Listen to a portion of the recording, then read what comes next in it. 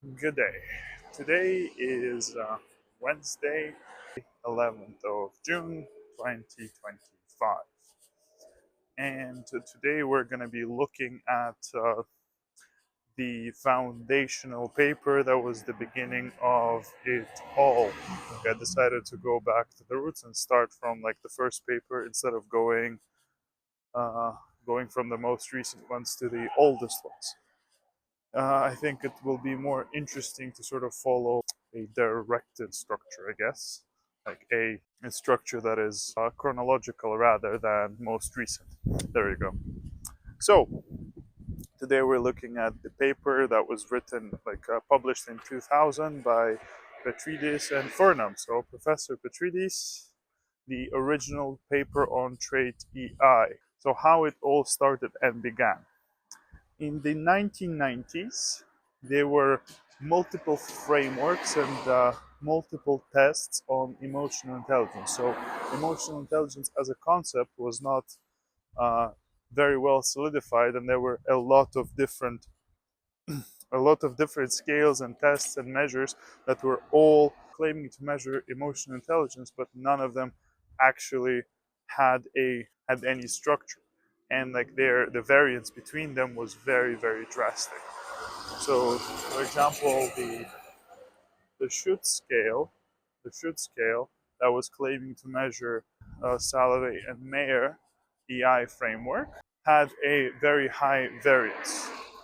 So instead of like it was covering about 15% of the domain rather than the 50 to 60% that is expected of the psychometric instruments to be considered workable. It's like covering 1/6 of the pie, or like making a slice of pizza and saying you got a whole pizza. Like, no, that's not how this thing works.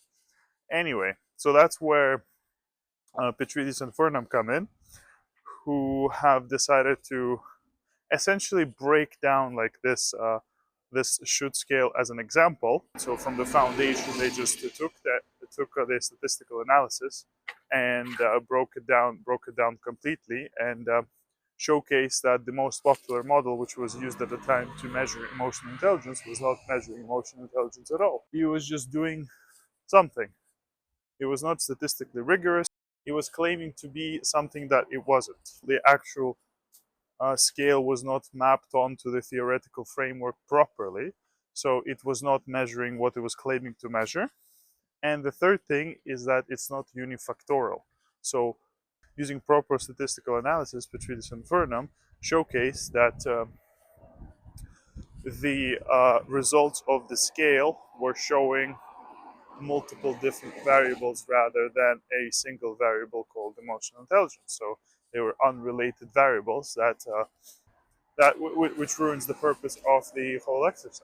Yes, but Petrides and Furnham, by demolishing this most popular scale, like emotional intelligence scale at the time, did not just destroy it without a replacement. They proposed a new series of concepts, which is the trait emotional intelligence framework and the information processing emotional intelligence. So these two concepts are vastly different, right? So these are the two things that were found out, and how are they different? What do they actually measure? So trait emotional intelligence is a measure of your own self perceptions. So your own perceived ability for emotional competency, right? So it is the your own self-perception of how emotionally competent you are, and how well can you perceive the emotions of others. While the information processing emotional intelligence is your actual physical ability to process other people's faces. Are you able to distinguish them? Like, so it's a specific metrics, right? So the trait emotional intelligence is based on self-report questionnaire, right? So your own self-perception and your own self-assessment of your emotional capabilities, which is essentially what TQ is. While information processing emotional intelligence, or ability emotional intelligence, is is measured like more like IQ. So it's a physical benchmark that is measured via testing with definitive outcomes. So TraitEI has no right answers because you're measuring your own emotional capacity, and there are upsides and downsides to all of them. And ability EI is simply the measure of your physical capacity to interpret emotional information, so emotionally charged information from other people. So analyzing other people's facial expressions, their emotional reactions, etc., etc. Back in the 1990s, when emotional intelligence research was still in its early days, the researchers were not measuring a single distinct concept, right? So Petrides and Furnham, by creating this dichotomy of ability EI and trait EI, helped categorize the different aspects of emotional intelligence that exist. So it's a physical capability and your own perceived ability. Petrides and Furnham created a framework that allows for the results to be valid and reliable, right? So you have a set of theories and frameworks that can measure specific things that actually have real world effect, have a real world effect. So what do they actually do, and how can one actually measure them? So with a TraitEI, as you very well know, the primary measuring vehicle is the TQ. So it's a self-perception, self-assessment. It's a self-assessment on a Likert scale from 1 to 7, where you go from completely disagreeing to completely agreeing with different statements that are proposed to you, right? It's a self-assessment.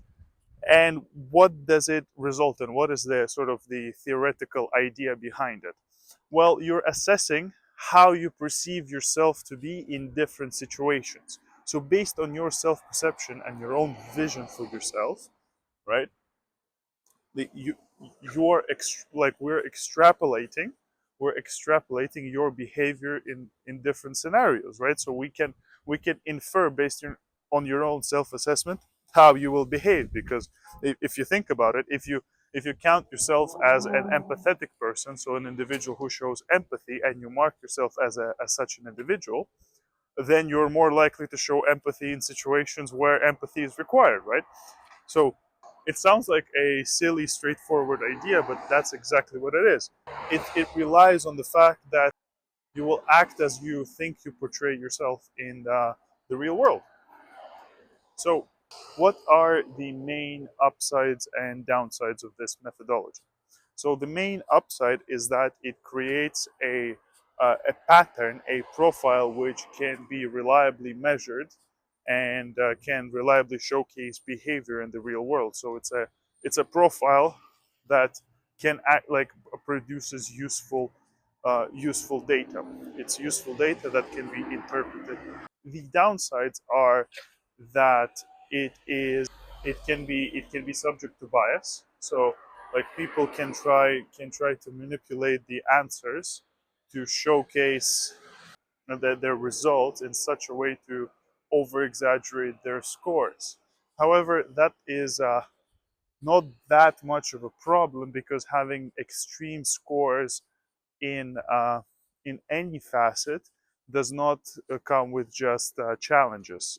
Does not come with just benefits. It also comes with challenges. The scores of the TQ, the results where you're placed in the normal distribution, like you don't want to be extreme in any scores. You want to be average, because then you're able to leverage both sides of the curve, right? If you're over exaggerated in optimism, for example, you're much less likely to see any potential downsides of an interaction.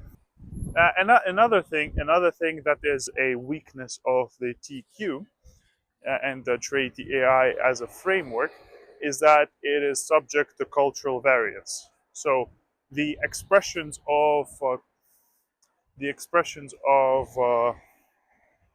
different facets, the way people express different facets, different emotional facets of their personality, are different depending on the culture. And we have discussed this in the previous video, where I was breaking down the most recent paper about how TraitEI is expressed in different cultural backgrounds.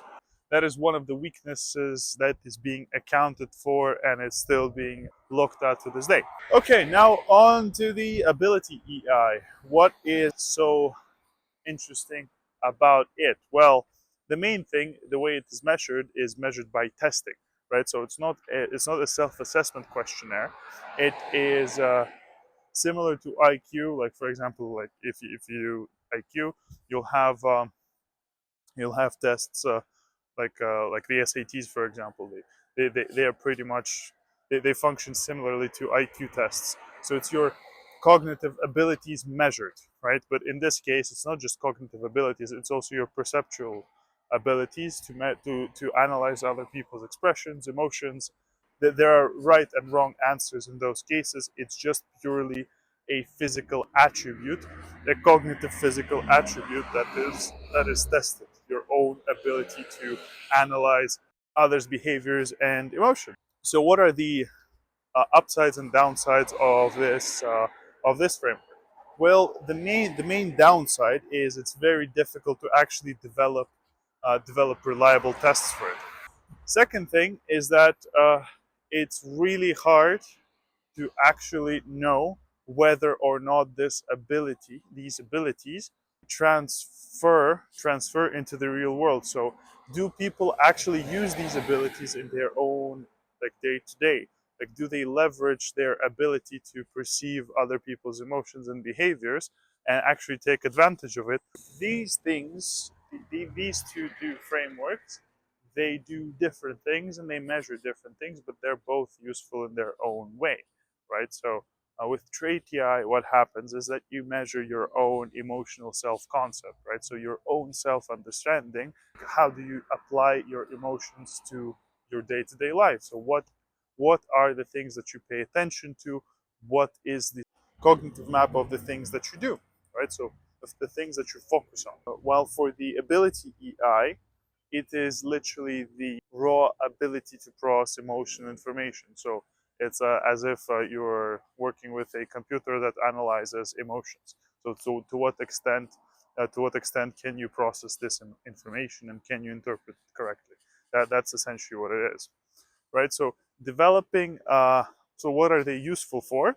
So TraitEI is useful for understanding how people interact and behave, while ability EI is useful for the like gauging people's capacity to process emotional information. Key like applications and the ways to develop it. So developing TraitEI is mostly training, right? So mostly training, coaching, behavioral pattern adjustment, right? So understanding where you're coming from, why you're doing the things you're doing, and shifting that, skewing that to achieve the results that you desire. While while for ability EI, it's literally just training to increase your capacity to process emotional information. That's about it. That's about it. Yeah.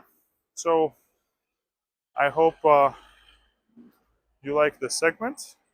Please don't hesitate to leave any questions and comment, like, subscribe, share. Do the things. Do the things that all content creators desire. Please share our stuff. Also, don't hesitate to check the description and look at the links there. Uh, we have a bunch of packages that can jumpstart you on your journey of emotional intelligence.